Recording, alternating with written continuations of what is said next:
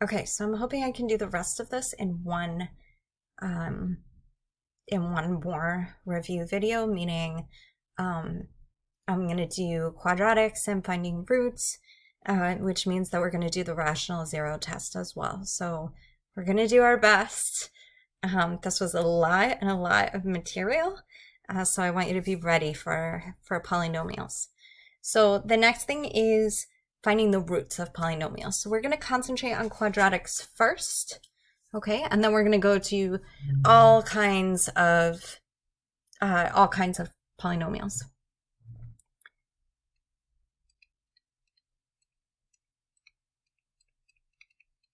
So quadratics, we have three ways to find the roots.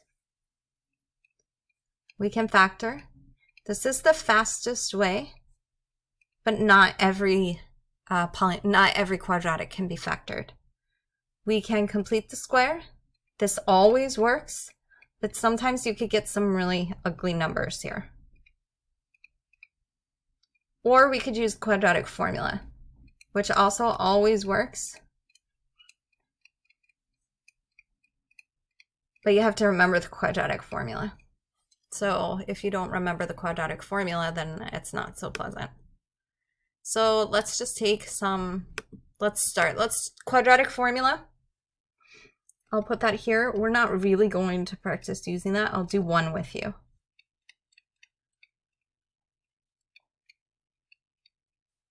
That's negative b.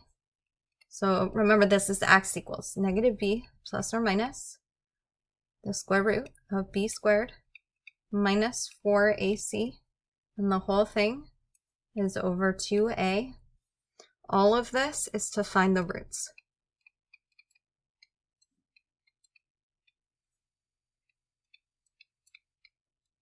Okay, so I'm going to take just one quadratic, and we're going to do all three with this quadratic, and then we'll do another one, and we'll do all three. So let's say that we have, so first of all, solving for the roots.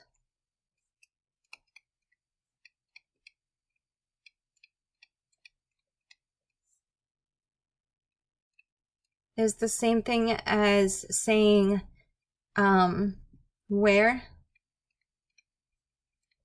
is y equal to 0. Okay.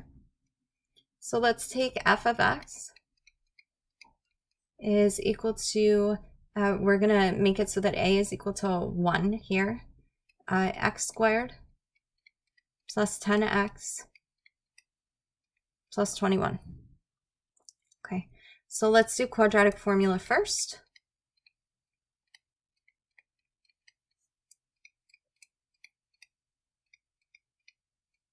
So if we say f of x is ax squared plus bx plus c. Okay, so first you're going to identify a, b, and c. So a is your coefficient of x squared. In this case, we don't see a coefficient, which means that there's a coefficient of 1. B is the coefficient of x. So if we look here, b is equal to 10. Notice it's not equal to 10x. B is the coefficient of x. So b is equal to 10. And finally, c is equal to 21. So quadratic formula, the nice thing is that it's just a plug and chug. So we have negative 10 plus or minus the square root of 10 squared. Okay, I'm going to put that in parentheses because if it had been negative, you would want parentheses there. Minus 4 times 1 times 21. And this whole thing is over 2 times 1. Don't rush this. Even when you put it into your calculator, don't rush it. Do it one step at a time. So we have negative 10 plus or minus the square root of 100. And then 4 times 1 times 21. So 4 times 21 is 84. So we're subtracting 84 from here. Over 2. 100 minus 84, 16. Notice I'm doing this in a lot of different steps. Take it slowly. Simplify the square root whenever you can. So this can be simplified. So we're going to simplify it to 4. If this had been a negative number, then you would take out an I. You would simplify it in the same way that you would if this, if it were just by itself, square root of something negative. So this is negative 10 plus or minus 4 over 2. Now at this point, simplify it. You can. These are whole numbers. So either x equals negative 10 plus 4 over 2.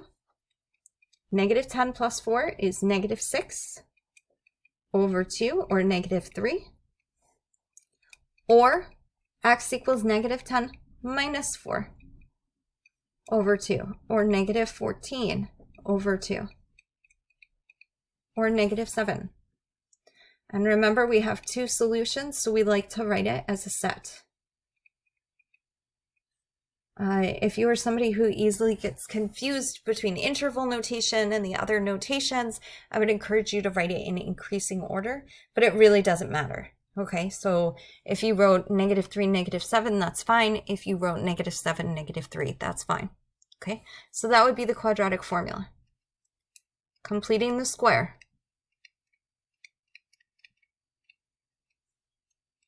So there are a lot of different ways to complete the square. So if you've been looking online and reading stuff online, they might do it differently than I do it. I don't care how you go about doing it. Some people do it where they're working with both sides of the equation. I do it where I'm working with one side of the equation so that I never get confused about setting something equal to 0. Okay, so here, remember, you're taking the a and the b term.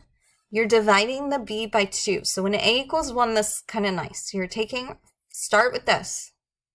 Okay, that tells me that you know something. Inside here, we're going to put x plus 5. The 5 comes from taking b and dividing by 2.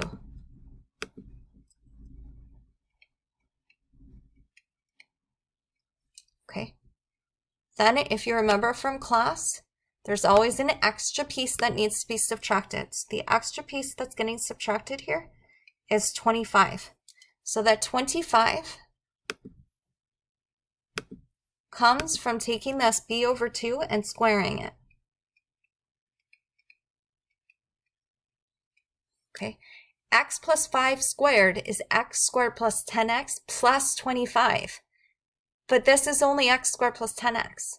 So we want to get rid of the 25. So we're subtracting 25. This is always going to be a minus, because when we square this, we're always going to have a plus. A plus 5 times plus 5 is plus 25. If this had been a minus 5 times a minus 5 is also plus 25. So this thing that we have is always going to be subtracted. Okay? And then you have to carry down the c term. So we're carrying down the plus 21. Okay, your next step is just to combine like terms. So we have x plus 5 squared, and then minus 25 plus 21 is negative 4. Okay, and when we solve for this, we're just setting it all equal to 0. Okay, so we have x plus 5 squared. At this point, we've completed the square. Now we're just solving for the roots. Okay, so we add 4 to both sides. This gives us x plus 5 squared is equal to 4. Now at this point, we take the square root. So I'm going to put this in a different color so that it's really clear. When we take the square root, we have to do plus or minus. Okay, notice that's happening in the quadratic formula. In the quadratic formula, we have plus or minus the square root. So now that leaves us, I'm going to bring this up here. It leaves us with x plus 5 is equal to plus or minus 2. Now we subtract 5 from both sides.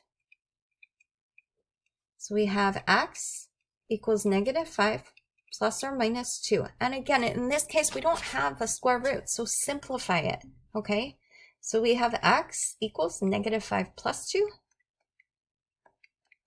are -3, and x equals -5 minus 2 are -7. So we get the same thing. X equals -3, -7.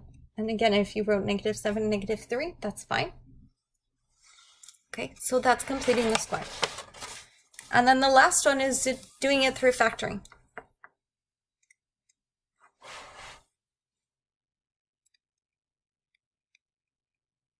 So we'll use same quadratic. F of x is equal to x squared plus 10x plus 21.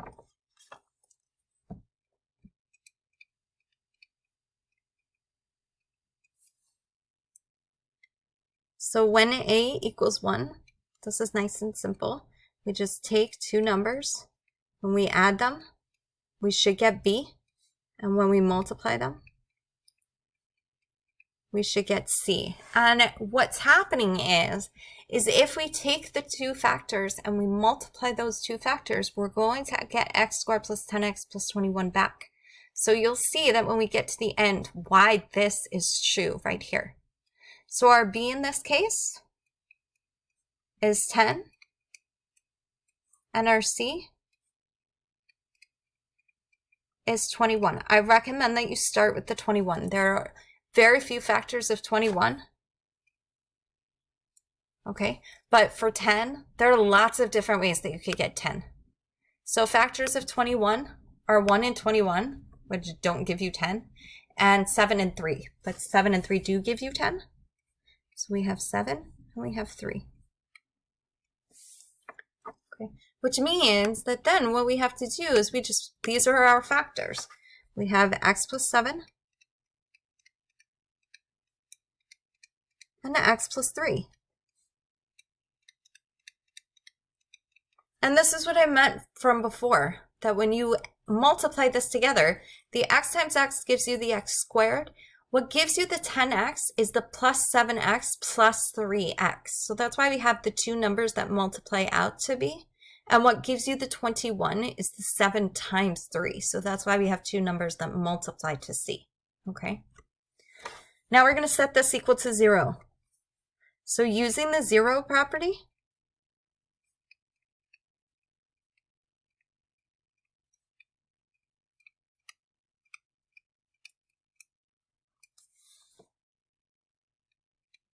we set each factor equal to 0.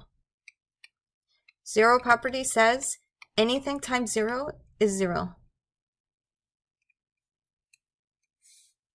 So if x plus 7 equals 0, then the whole thing equals 0. If x plus 3 equals 0, the whole thing equals 0. So we could subtract 7 from both sides, we get -7, and we could subtract 3 from both sides and get -3. Okay. Okay, let's do the same thing one more time. Let's do it with one where we have an a that's not equal to 1. Okay. So let's say that we have f of x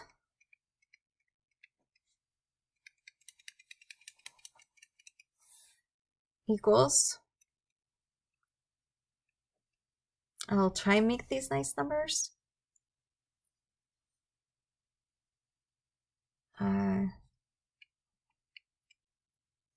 Sorry, didn't mean to do that.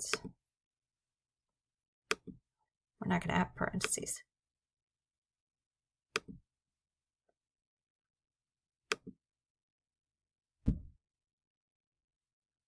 Just thinking for 1 second.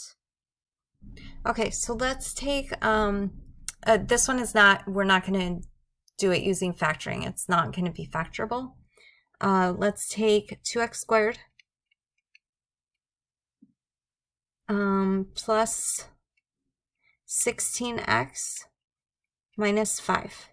Okay, so this one we're only going to do it using completing the square. Okay, so completing the square,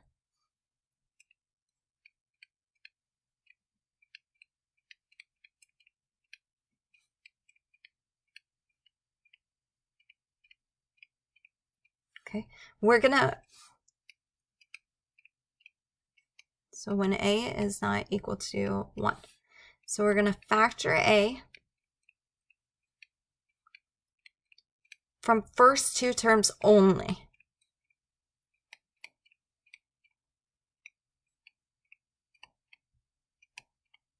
Okay, so take this slowly, listen carefully.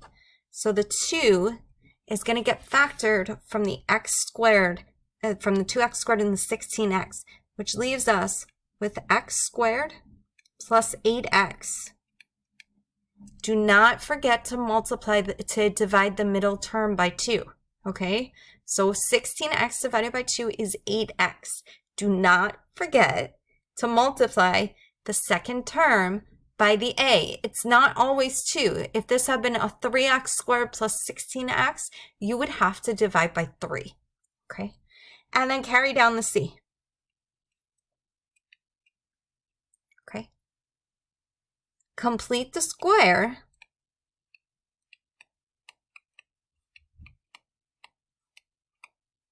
on what's in the parentheses.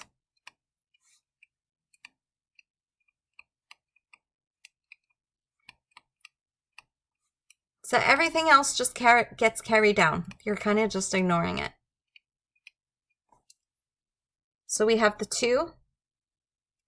And I'm going to use brackets just so that we don't get a lot and a lot of parentheses in there.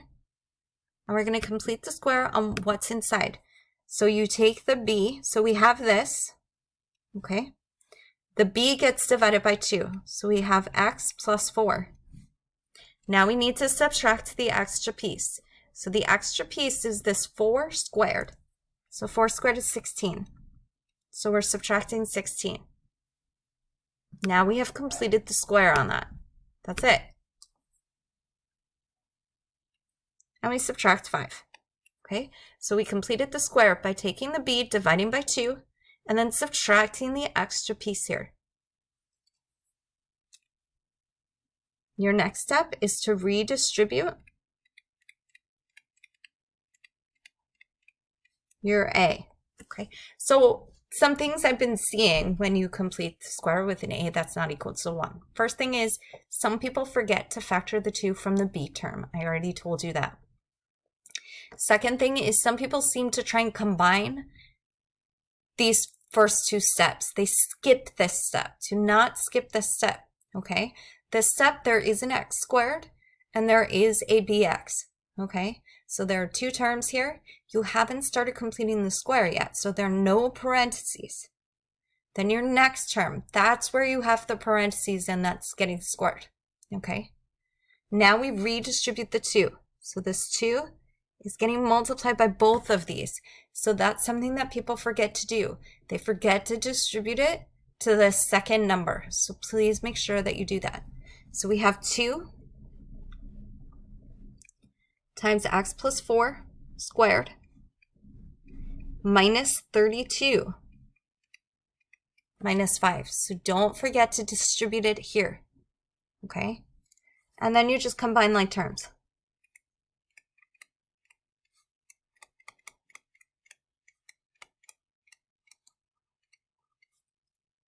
So that gave us 2 times x plus 4 squared minus 37. Now we're going to solve for the roots.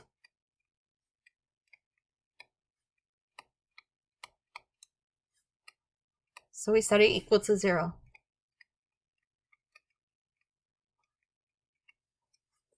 So we have 2 times x plus 4 squared minus 37 equals 0. So we're going to add 37 to both sides. We have 2 times x plus 4 squared is equal to 37. Now remember, you're going to isolate what's being squared. So you have to divide by 2. Okay, I'm going to bring this to the next page, which leaves us with x plus 4 squared is equal to 37 over 2. Okay, and now again, I'm going to put this in a different color just so that you really see it.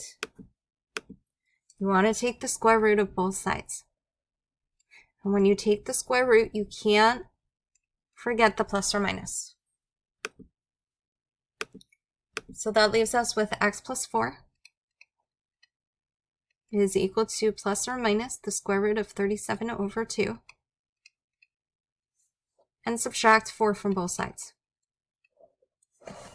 So x equals negative 4 plus or minus the square root of 37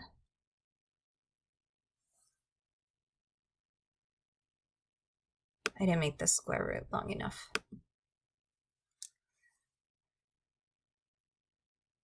So the square root of 37 over 2. Now you can leave it like this for now. There's nothing that can be simplified here. Remember, you can separate the square root into the square root of 37 over the square root of 2, but you can't do anything with that. So you can leave it like this, okay? In the future, I would tell you don't put a square root in the denominator, but we're not talking about that for a while. So for now, this is enough, okay? If you could simplify the radical, then do, okay? Okay, let's take one, let's take another one and let's do it by factoring. So let's say that we have f of x is equal to 3x squared plus 7x plus 3. Okay, so your first step is going to be, so this is by factoring.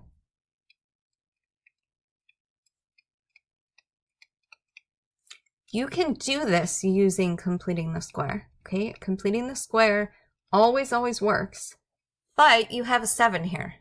So when you take 7 and you divide it by 3, because remember you have to take the first two terms and divide by a, this starts to get really messy because you have these fractions. And if you don't like working with fractions, completing the square, even though you can do it and it's completely possible, it's not that pretty. So for something like this, I would use quadratic formula or factoring. And if you think it's factorable, then do it by factoring, okay? Because factoring is the fastest, whereas quadratic formula, you have a lot of plugging in. So the first thing that you're going to do is you're going to multiply a by c.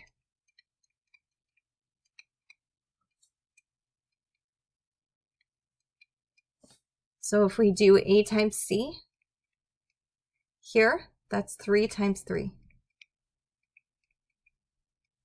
Okay, your a is equal to 3. That comes from here. This is your a. And your c also happens to be 3. This is your c. Okay. So now you need two numbers that multiply to a times c. So how do you remember what they multiply to? You're multiplying a and c. So that's what they're multiplying to. Okay. And you need two numbers that add to b. It's the same two numbers. So in this case, your two numbers should be multiplying. I wrote 7. I meant 9. Getting ahead of myself. Okay. You need two numbers that multiply to 9 and two numbers that add to 7. Okay.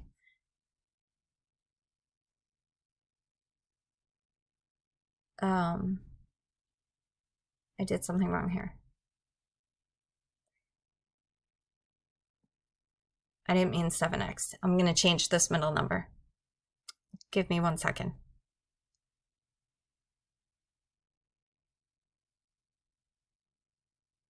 We're going to make this 10x. It's just going to be messy otherwise. So I'm making that 10x.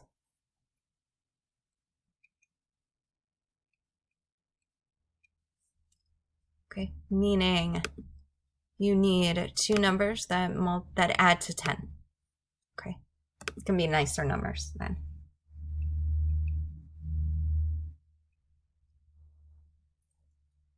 And this is 9 and 1.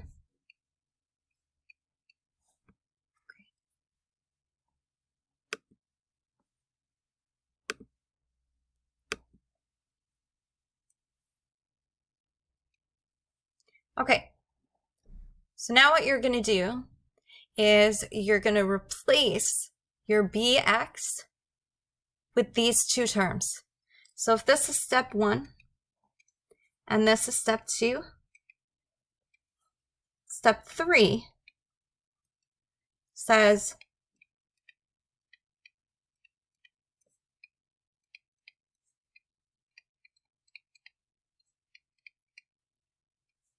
replace bx with the two numbers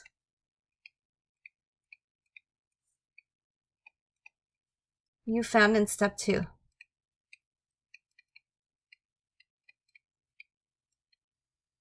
Okay, in other words, f of x is equal to 3x squared.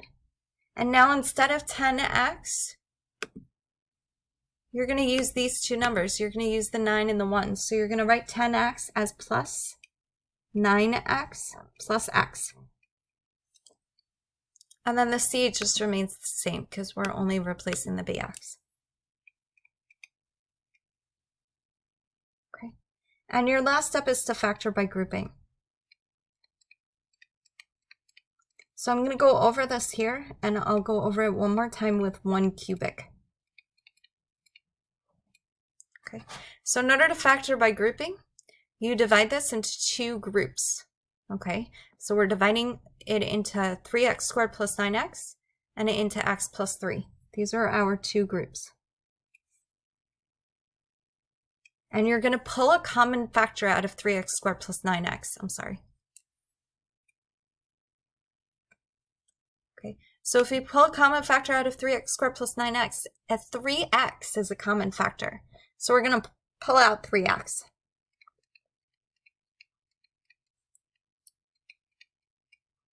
And then we're left with x plus 3. And see how we have an x plus 3? There's nothing in common, so we're just going to take out a 1.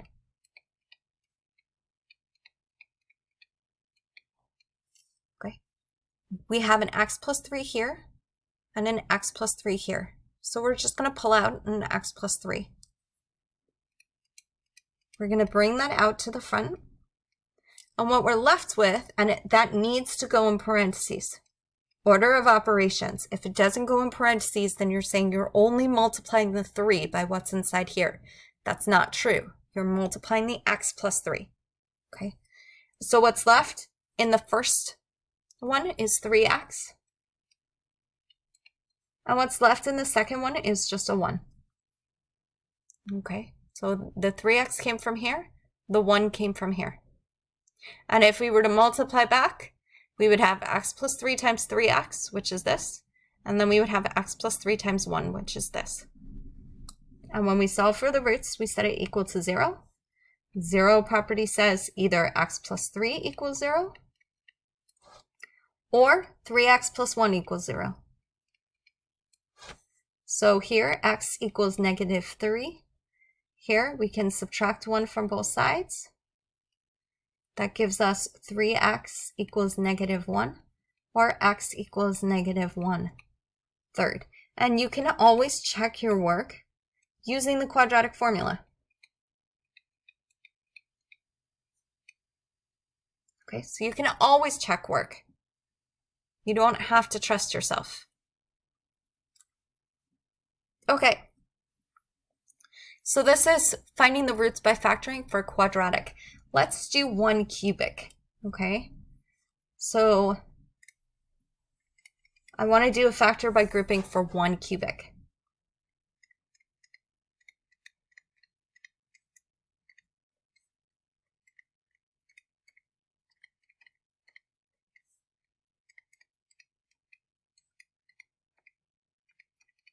Just that you see how it works, and it's exactly the same thing as it is here, okay? So let's take an example.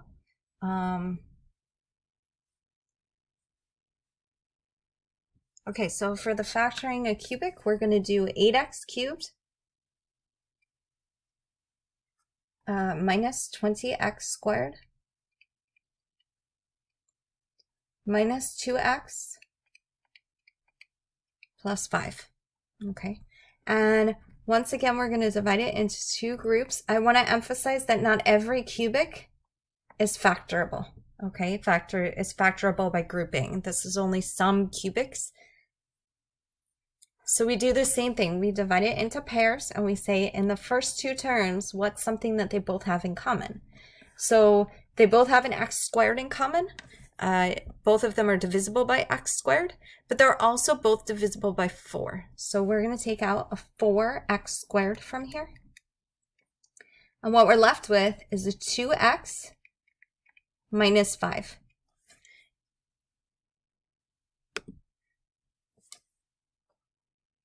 Okay, if we redistributed the 4x squared, we would get 8x cubed minus 20x squared. So you can always check by just multiplying back in. Now we're going to look at the negative 2x plus 5. Now if you see a negative here, pull it out. Okay, so we're going to pull out the negative from here. And we're going to make it plus negative 1, which leaves us with 2x minus 5 also. You know it's not factorable by grouping if you don't get the same thing in these parentheses. Okay, so if you don't get the same thing, if it's opposite signs, then double check and make sure that you can't pull out a negative 1. Here we see a negative 1, so we're pulling it out. Okay, so from here, we can pull out the 2x minus 5. And what we're left with is 4x squared minus 1. Okay, so the difference between a quadratic and a cubic is a quadratic you would be done right now. A cubic, you need to look at this and see if there's a difference of squares. A difference of squares says a squared minus b squared is equal to a plus b times a minus b. So we have to check for that here, and we actually have it. 4 is a perfect square, 4x squared is a perfect square, so is 1. So this becomes 2x minus 5. And then 2x plus 1, 2x minus 1. Okay, and if we wanted to find the roots from here, it would be x equals 5 halves. From here, it would be x equals negative 1 half. And from here, it would be x equals positive 1 half. So you always want to check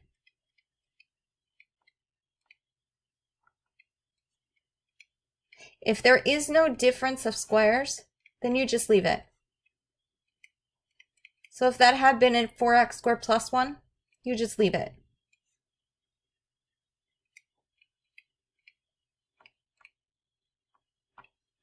Okay, it has to be in the form ax squared minus a squared minus b squared. So this I went off the page by a little bit, so I'm just going to rewrite it here.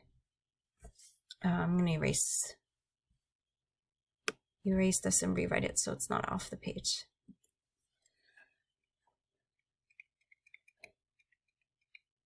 So x equals 5 halves from there.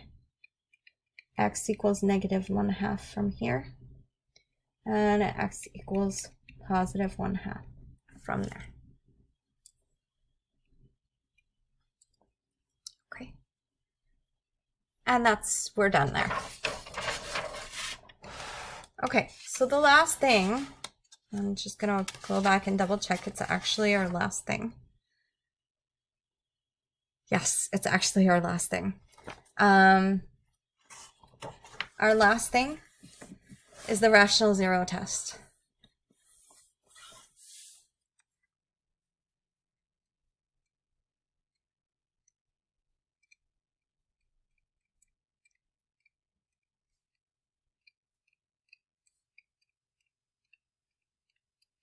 Okay, and what this says is the possible rational zeros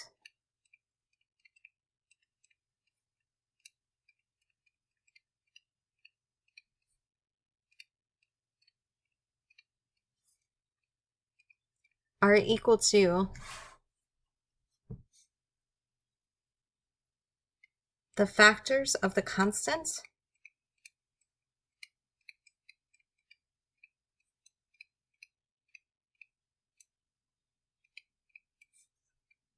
over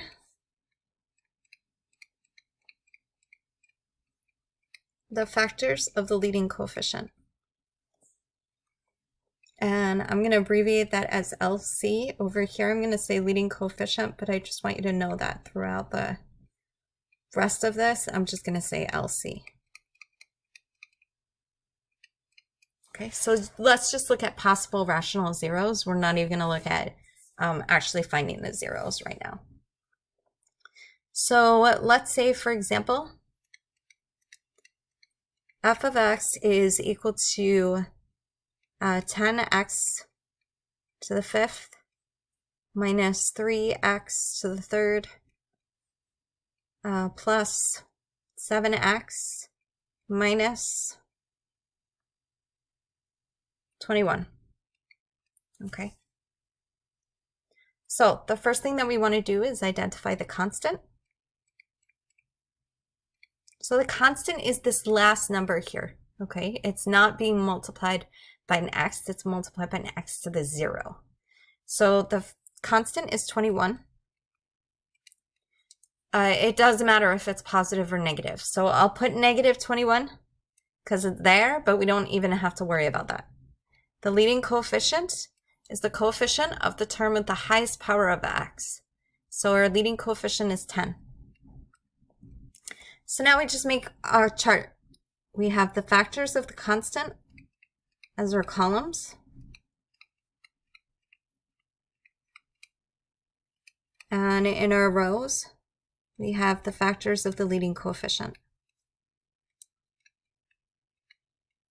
So the factors of our constant is 21. So we have 1, 3, 7, and 21. And the factors of our leading coefficient are 1, 2, 5, and 10. So now we're going to put in the constant over the leading coefficient. So we're going to do column over row. So this is 1 over 1, which is just 1. 3 over 1, or 3. This is just 7. This is just 21. And they're all going to have plus or minus in front of it.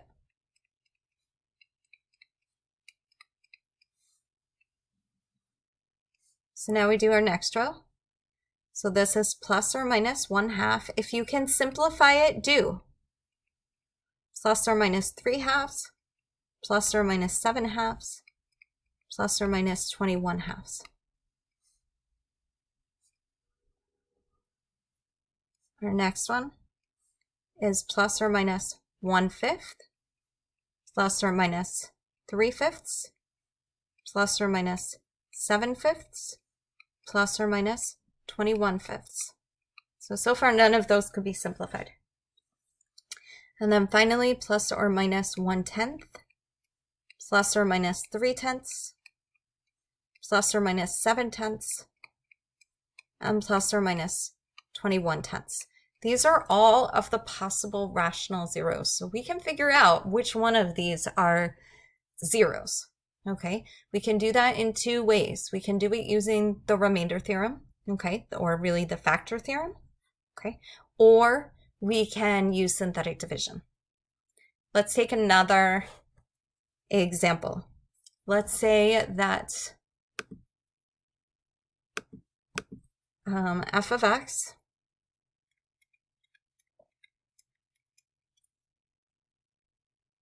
is equal to 4x cubed minus 3x plus 12.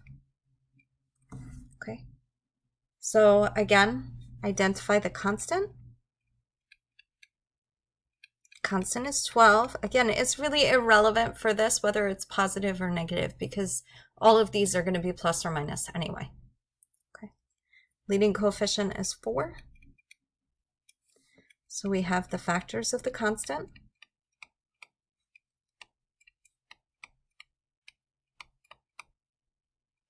The factors of our constant are 1, 2, 3, 4, 6, and 12.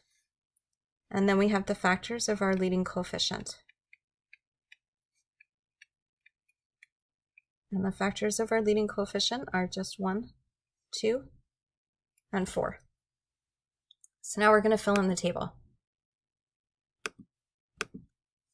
So 1 over 1 is 1, so this is going to be plus or minus 1. 2 over 1 is 2. 3 over 1 is 3. 4 over 1 is 4. 6 over 1 is 6. 12 over 1 is 12.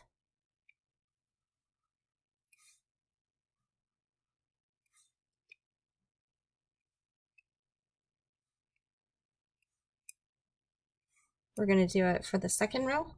1 over 2 is 1/2. 2 over 2 is just 1. So we have a repeat, so we can cross this out. We don't want to get confused and say, hey, we have an extra root. We don't. Then we have plus or minus 3/2. 4 over 2 is 2. And again, this is a repeat, so we just put an x through it. 6 over 2 is 3, another repeat. 12 over 2 is 6, another repeat. So notice there are 18 boxes here, but we don't actually have that many roots because a bunch of them are getting crossed out, okay? 1 over 4 is just 1/4. 2 over 4 is 1/2. So again, we have a repeat, so we can cross that out. Then we have 3 over 4. 4 over 4 is just 1, another repeat. 6 over 4 reduced is 3 over 2, another repeat. And 12 over 4 is 3, another repeat. So the number of roots is actually, we have the 6 up here, then we have 7, 8, 9, 10. We actually have 20 possibilities, so it's still a lot of possibilities, but it's 20 as opposed to 36, so it's a lot less, okay? Okay, so these are all of the possible rational zeros. So let's do one problem that works with the rational zero test. So suppose that we have f of x equals 5x cubed minus 16x squared plus 13x minus 2. And we want to do three things. We want to show that 1 is a 0 of f of x. Then we want to find all of the zeros. And finally, we're going to write the complete linear factorization. So that might be a problem that you see. I'm going to add in one extra piece, actually. We're going to do this table, okay? So to do that table, I'm going to do it right here. The constant is 2. That's our last number. Our leading coefficient, you can see, is 5. So this is a nice small table because the constant and the leading coefficient are both prime. So the factors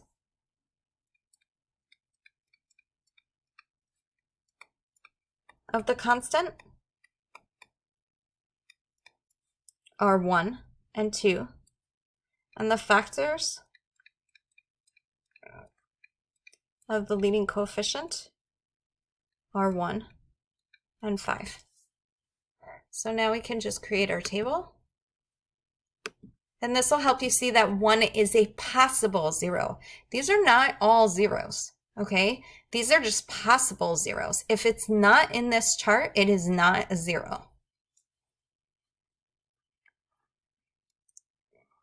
So 1 over 1 is 1. So plus or minus 1 is a possible 0. So it's possible. So it's worth trying. Then we have 2. We have 1/5. We have plus or minus 2/5. Okay. So now we're going to do the first part. We're going to show that 1 is a 0. Now we have two ways of doing this. So I'm going to do it using both ways. You never have to use both ways. So using synthetic division.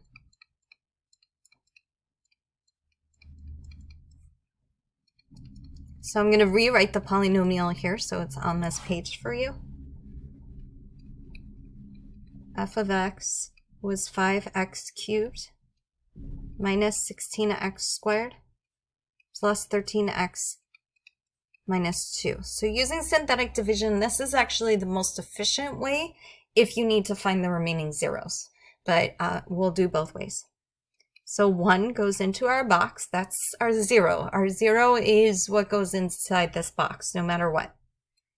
Our coefficients are 5, negative 16, 13, and negative 2. We drop the 5. So we drop this first. This is a really slanted line, I'm sorry. We drop this first coefficient and we get 5.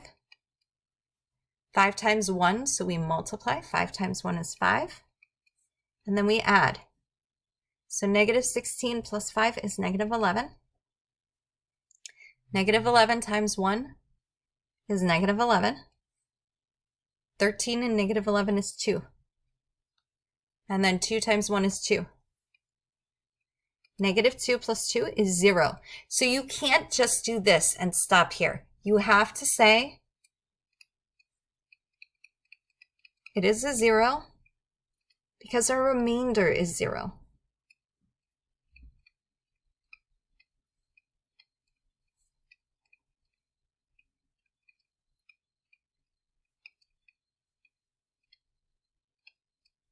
Okay.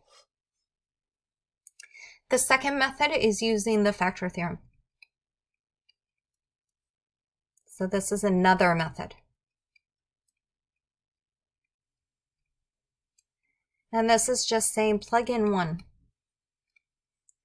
So 5 times 1 cubed minus 16 times 1 squared plus 13 times 1 minus 2. So 1 cubed is just 1. 1 squared is just 1. 13 times 1 is 1. Minus 2, negative 11 plus 13 is 2. Minus 2 is 0.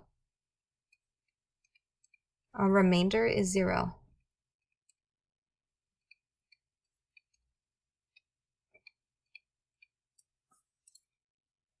Okay, so you can use either one of those methods. You don't have to use them both. The last thing that you're going to do, so this is C, is find the remaining zeros. So remember that this is your new quadratic. So you're going to find the zeros of 5x squared minus 11x plus 2. Okay, and the possibilities, so here, this is a quadratic. Try and factor it, okay? You can use the quadratic formula. You can use completing the square, although you're going to wind up with really ugly fractions if you use completing the square. Sorry about that. So I would recommend trying to factor, okay? Also, if you don't factor, then it's going to be a little bit harder for you to do the last part, the complete linear factorization. Not much harder, but just a little bit harder. Okay, so you're going to do A times C because our A is not equal to 1. So that's 5 times 2 or 10. You need two numbers that multiply to A times C and add to B. This is what we did just before this. So these two numbers are going to be positive 11 and negative 1. So this middle term is going to be, wait, I meant, I didn't mean that. I meant positive 10.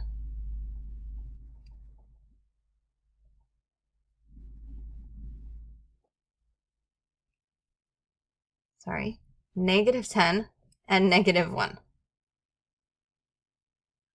Negative 10 and negative 1. Okay. So what we're going to do is we're going to rewrite this middle term as negative 10x and negative 1x. The rest of it is going to remain the same.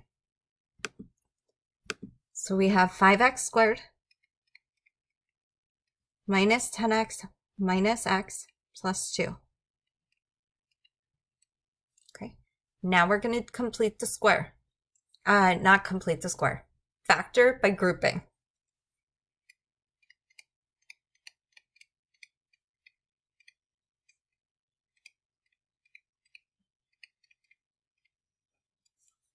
So from the first two, we can pull out a 5x. And we're left with x minus 2. From the second two, we can pull out a negative 1. And you could just write this as minus 1. I'm setting it equal to 0. You don't have to set it equal to 0 at this point, but I am because we're going to be solving for the roots anyway. So we get x minus 2, and 5x minus 1 is what's left over. Now it asks to find for the zeros. So we have to set this equal to 0. We're not done.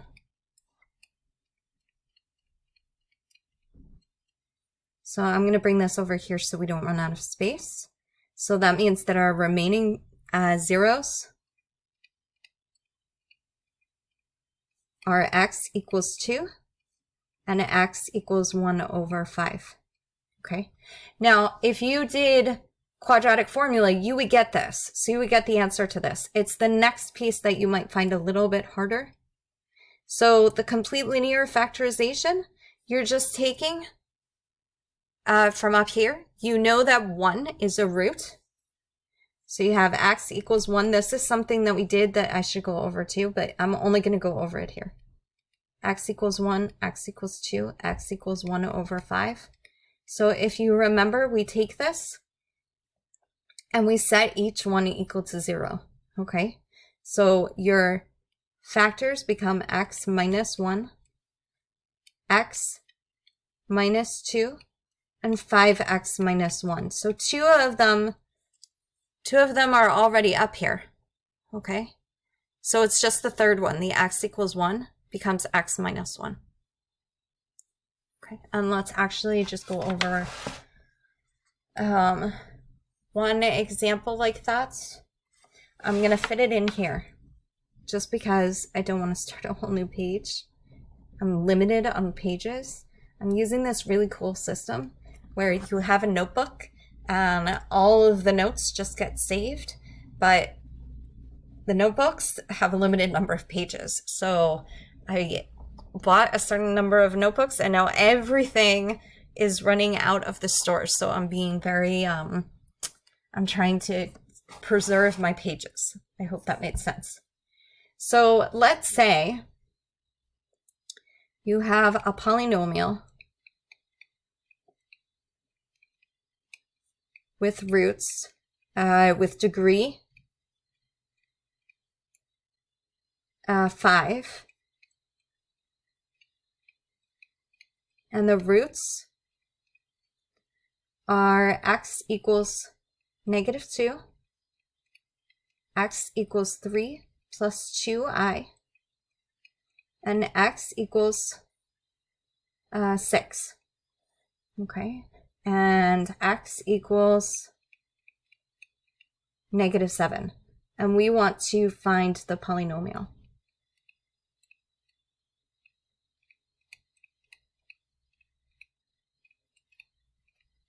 Okay, so you wouldn't be asked to multiply this out in a case like this. So the first thing that we have to notice is that the number of roots that are given are 4, but we need 5 roots. Okay, the number of roots equals the degree.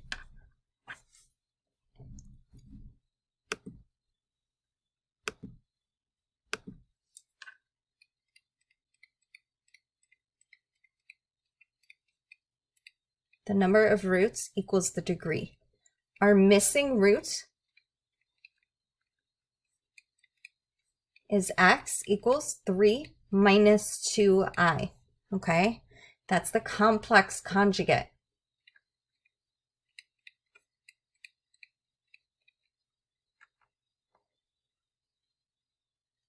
So all we do at this point is we just make all of these equal to 0, and that's going to give us our factors.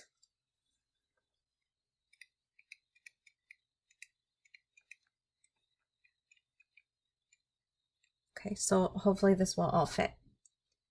X minus 2, when it's set equal to 0, becomes x plus 2. X equals 3 minus 2i. You subtract 3 from both sides, and you subtract 2i from both sides. X equals 6. You subtract 6 from both sides. X equals negative 7. You add 7 to both sides. And x equals 3 minus 2i. You subtract 3 from both sides, and you add 2i to both sides. And that's it. So this would be your polynomial right here. Okay, you wouldn't be asked to multiply. That's just a waste of your time. Okay, and just to be clear, I'm just going to box all of our answers in the previous one. So in the previous one, this is the complete linear factorization. Okay, if you were using the quadratic formula and this is what you got, then your linear factorization, you would see x minus 1, so same thing. You would have your roots, x equals 1, so you have x minus 1. X equals 2, so you have x minus 2. And you would have x equals 1/5, so you would think that you would write x minus 1/5. But it's a linear factorization, so you don't want fractions. You multiply everything by 5. And that's how you would get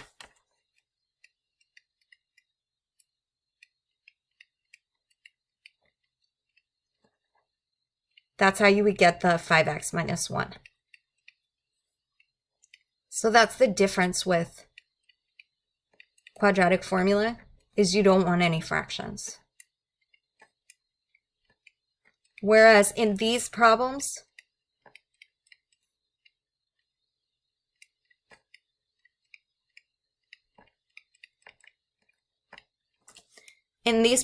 over here, it doesn't matter so much because we're not looking for a linear factorization.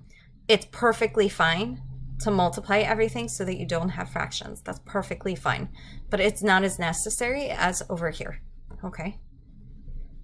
Here our remainder is 0. We know that.